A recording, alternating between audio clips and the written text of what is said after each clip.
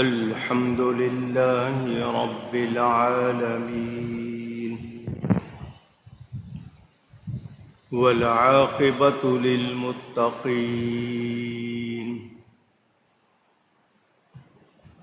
والصلاة والسلام على رسوله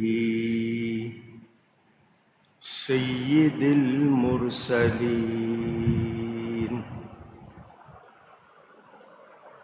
رحمة للعالمين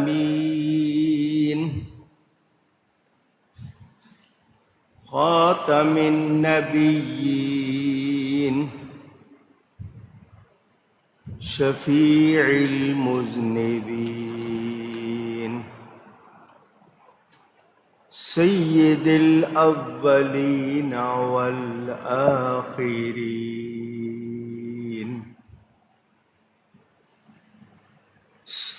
سيدنا ومولانا محمد رسول رب العالمين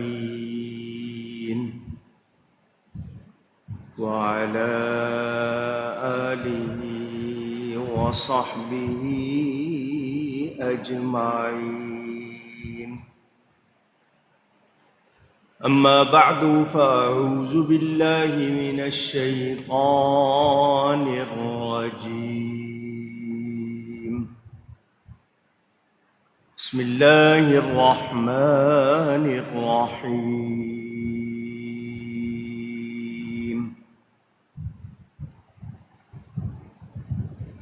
وجاء رجل من أقصى المدينة يسعى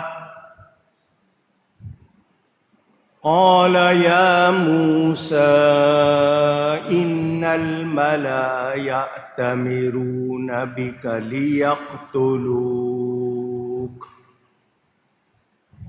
ليقتلوك فاخرج إني لك من الناصحين.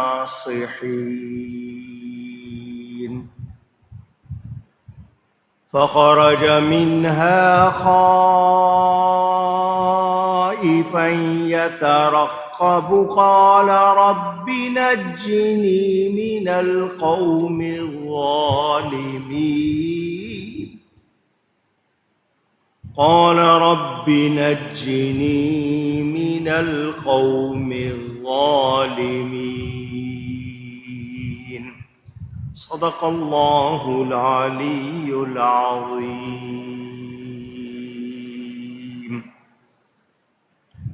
محبت کے ساتھ ایک مرتبہ درود شریف پڑھ لیجئے. اللہم صلی علی سیدنا و مولانا محمد معدن الجود والکرم وآلہ وصحبہ وبارک وسلم. الصلاة والسلام عليك يا رسول الله. الصلاة والسلام عليك يا حبيب الله. الصلاة والسلام عليك يا رحمة للعالمين وعلى آلك وأصحابك يا شفيع المذنبين.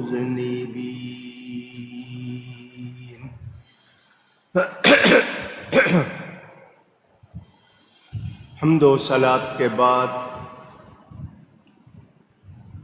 قرآن کریم کی سورۃ القصص کی تفسیر کا بیان آپ سن رہے ہیں. ماہ شوال المکرم کا دوسرا جمعہ ہے اور اس مہینے میں غزوہ احد ہوا. مدینہ منورہ میں مسلمانوں کی کافروں کے ساتھ جنگ ہوئی. اسی مہینے کی 8 تاریخ کو مدینہ منورہ کا قبرستان، اس میں جو گنبد بنے ہوئے تھے اہل بیت اور صحابہ کے مزارات پر، وہ گرائے گئے تھے۔ 10 شوال تاریخ ولادت ہے، پیدائش کی تاریخ اعلیٰ حضرت فاضل بریلوی رحمۃ اللہ علیہ کی۔ 14 شوال تاریخ ولادت ہے امام ربانی مجدد الفسانی حضرت شیخ احمد فاروقی سرہندی رضی اللہ تعالی عنہ اور دیگر متعدد اہل اللہ کی یاد وابستہ۔ اللہ تعالی ان بزرگوں کے صدقے ہم سب کی مغفرت فرمائے۔ 27 رمضان المبارک کو صہیونیوں نے، یہودیوں نے مسلمانوں کے قبلہ اول مسجد اقصی بیت المقدس پر حملہ کیا تھا، نمازیوں پر گولیاں چلائی تھیں۔ 11 روز جنگ جاری رہی۔ آج صبح اطلاعات کے مطابق جنگ بندی ہوئی۔ 232 فلسطینی قتل کر دیے گئے، جن میں 65 بچے اور 17-18 بوڑھے افراد۔ کتنی بلڈنگیں گرا دی گئیں۔ بہی معنی کا مطلب جانوروں کی طرح وحشیانہ کارروائی کی۔ دنیا بھر میں لوگوں نے سڑکوں پر آ کر احتجاج کیا، پروٹیسٹ کیا، فلسطینیوں کے حق میں آواز بلند کی، مگر جو ظالم ہیں انہوں نے اس دباؤ کی پرواہ نہیں کی۔ جب ان پر حملے شروع ہوئے تو انہوں نے صرف 11 بتائے گئے اسرائیلی جو وہاں کے رہنے والے، وہ مارے گئے۔ اپنا نقصان ہوا تو انہوں نے جنگ بندی منظور کر دی۔ اس حوالے سے بعد میں کچھ گفتگو کروں گا۔ ہم مسلمانوں کو کیا کرنا چاہیے، ہماری ذمہ داری کیا ہے، ہم کہاں گم ہیں۔ اللہ تعالی ہمیں غیرت ایمانی اور حق کے لیے جرأت عطا فرمائے۔ حضرت موسیٰ علیہ السلام کا واقعہ آپ سن رہے ہیں، ان کی پیدائش کا واقعہ سنا۔ لوگ کہتے ہیں میلاد کا بیان قرآن میں کہاں ہے؟ تو آپ لوگوں نے سنا حضرت موسیٰ علیہ السلام کا میلاد قرآن میں بیان ہوا۔ جو لوگ ذکر میلاد کے بارے میں باتیں کرتے ہیں وہ قرآن کو توجہ سے پڑھیں تو قرآن میں سارے بیان موجود ہیں۔ فرعون کو نجومیوں نے کہا تھا ایک بچہ ہوگا بنی اسرائیل میں جو تیری تباہی کا سبب بنے گا۔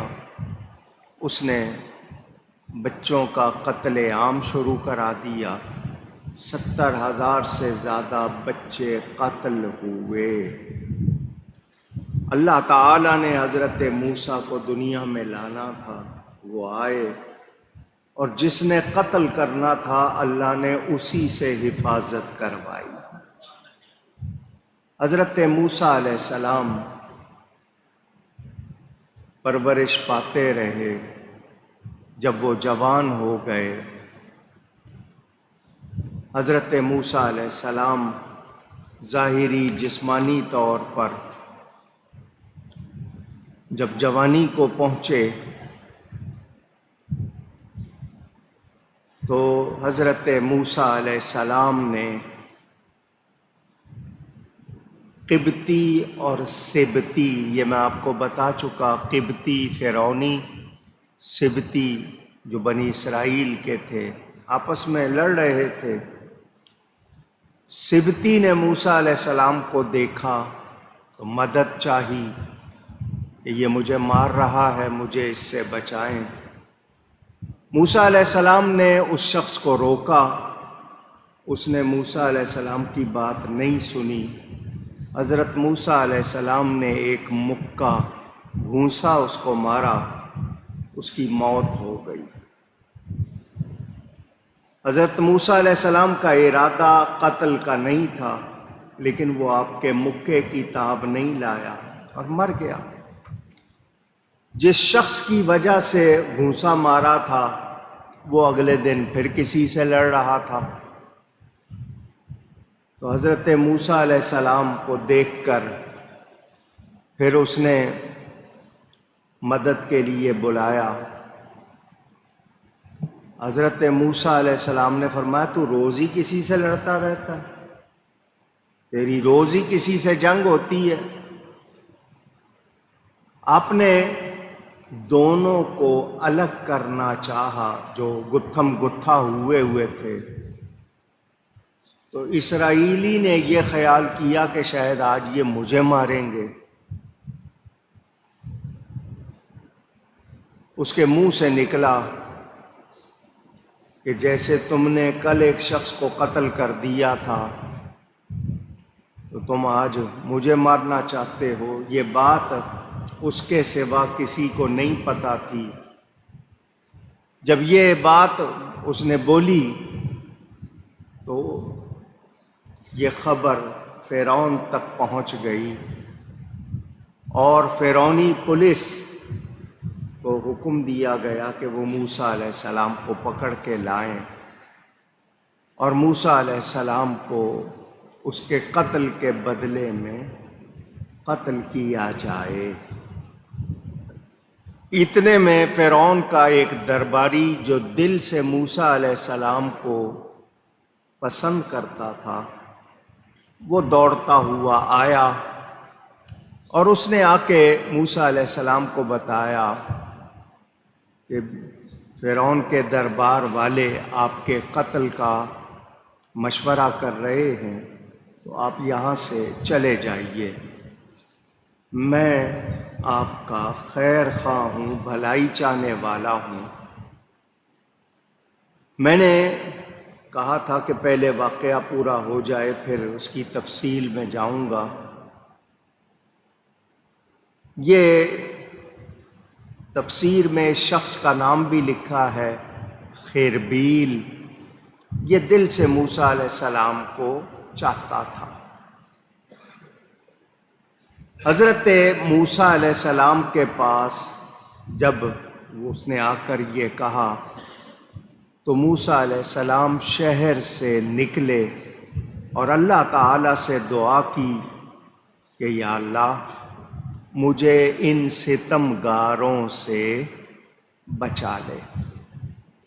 میں نے پہلے بتا دیا آپ نے صرف لڑائی ختم کرنے کے لیے مکہ مارا تھا، مگر وہ شخص برداشت نہیں کر سکا اور مر گیا.